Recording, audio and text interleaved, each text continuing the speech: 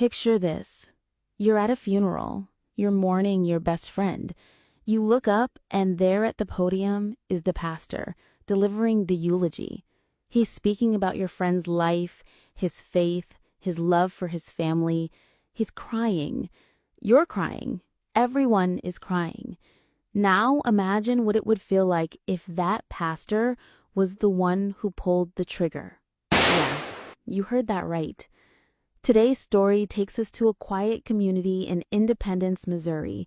It's a story of a devoted husband and father, a former Marine, a man of faith. It's a story about the one person he trusted most in the world, his pastor. Because while this man, Randy Stone, was pouring his heart out in counseling sessions, his pastor was quite literally sleeping with his wife. And the end game? It wasn't just betrayal. It was murder. This is the case of Randy, Teresa, and Pastor David Love. So let's set the stage.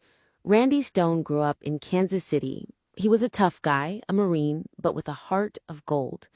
After his service, he came home and reconnected with the girl he knew from childhood, Teresa.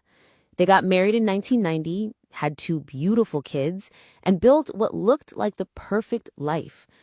Randy started a farmer's insurance agency that became one of the most successful in the region. Teresa worked with him. They were the picture of the American dream. And the center of their world was their church, New Hope Baptist. It was their community. Randy was the minister of records, basically the guy who kept the church's finances straight. Teresa sang in the choir. He drove the Sunday school bus. They were pillars of the community. Then, in 1999, a new pastor arrives. His name is David Love. He's 38, charismatic, young, energetic, the perfect guy to lead a growing church. Randy and David hit it off instantly. Randy, who was always looking for spiritual guidance, saw David as his mentor. He was his spiritual advisor. But what Randy didn't know was that David Love had a troubled past. He'd left a previous church in Virginia after some financial issues. There were red flags, but for the congregation at New Hope, he was a breath of fresh air. Now, here's the part where things start to get creepy. Teresa started going to counseling with Pastor Love. It started once a week, then twice, then 3 times. This was for marriage counseling. But in reality, David was becoming a substitute for Randy. By 2004, 5 years after David arrived, Teresa tells Randy she's pregnant. But here's the problem. Randy had a vasectomy years earlier. He just assumed it failed. Unfortunately, she suffered a miscarriage. In a moment of twisted honesty later on, Teresa would admit she was relieved because the baby wasn't Randy's. It was David Love's. And the affair? It didn't stop. It escalated. They started using burner phones to text and call each other, completely paranoid and trying to hide their relationship from their spouses. They were planning a future together. But all good things must end to an end. And by early 2010, Randy Stone's patience was wearing thin. He was the finance minister, remember? He goes over the church books and discovers missing money.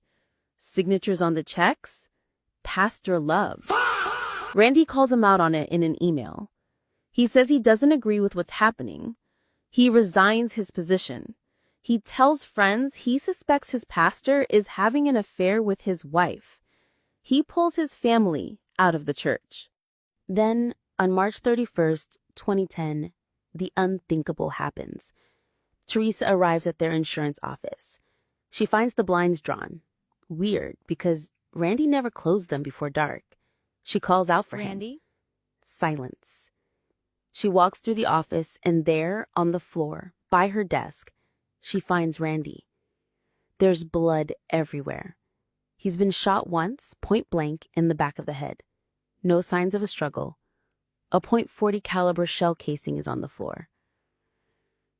And the weirdest part, there's cash sitting on the desk. This was not a robbery. This was an execution. Teresa calls 911. But the operator would later note something strange. She called her mother before she called the police. She was on the phone for at least 7 minutes before she called 911. Now, I'm not a detective, but if my husband was bleeding on the floor, I'm dialing 911 immediately. When the police arrive, who shows up? Pastor David Love. He arrives at the scene before the police have even finished their initial investigation.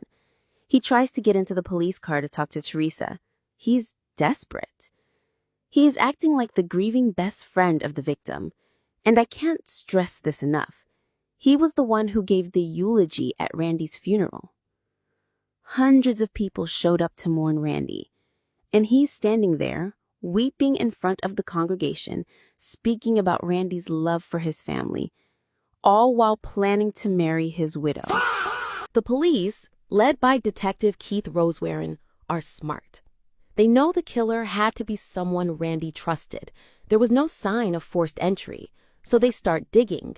They go through the office, and in Teresa's trash can, next to her desk, the desk where her husband is now dead, they find a note. It's torn into pieces. They put it back together. It's a love letter. It says, "Happy birthday, love. I am not in control of things yet, but when we are fully together, your birthday will always be exciting." It's not Randy's handwriting.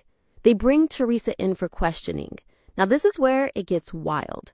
Teresa has an airtight alibi. She's got receipts. She knows exactly where she was down to the minute. She was prepared. She spent the entire interrogation explaining her whereabouts in perfect detail. So the police let her go. They step out of the room to go get the note, but they leave the camera rolling, and here's the moment that breaks the case. Teresa, thinking she's alone, puts her head in her hands and mutters to herself. You can hear it on the tape. Oh, great. I forgot about that. The detectives come back in. They ask her about the note. She says it was from a secret admirer. But something about her reaction tells the detectives they've got her. They bring her back in for a second interrogation. This time, the walls close in. They ask her about Pastor Love, and she caves. She admits, yes, we had sex. That one confession unraveled a decade of lies. She had been sleeping with David Love for over 10 years. She even let her husband Randy believe the baby she miscarried was his when it was David's. But the confession isn't just about the affair. It's the incriminating part. She gave David access to Randy's gun safe. The gun used to kill him, it was Randy's own Glock. And not only that, texts between them revealed something chilling. She sent a text to David that read, "I want him dead." What's even more disturbing, this wasn't just about greed or lust. Prosecutors revealed that Love planned to murder his own wife, Kim, too, and stage it as a car crash. He wanted to be with Teresa and collect the insurance money. In November 2011, David Love pleaded guilty to second-degree murder. He's serving a life sentence, eligible for parole in 2036. He never really explained it in court. He just took the deal. Teresa pleaded guilty to conspiracy to commit murder in April 2012. She got 8 years. She served her time and is now out living her life. Randy Stone was a man who loved his family, loved his church, and trusted his pastor. He had a vasectomy, but didn't question the pregnancy. He knew the church books were wrong and asked for accountability. And ultimately, he was murdered for it. You can't make this stuff up. A man of the cloth, hiding a decade-long affair, delivering a eulogy for the man he murdered with his own gun. The betrayal is next level.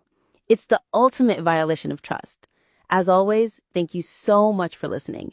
If you enjoyed this episode and want to support the show, please don't forget to subscribe and share the podcast with a friend. We'll see you in the next one.